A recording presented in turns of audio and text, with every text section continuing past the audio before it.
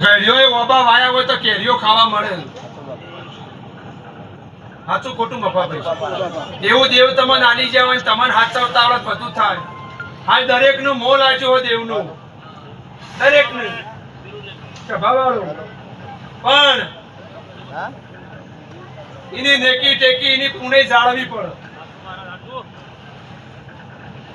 ભોગ આલવો પડે. સ્વભાવવાળું વેળા આવે અન દુબળી વેળા ના ભૂલો તો જીવનમાં અભિમાન આવે.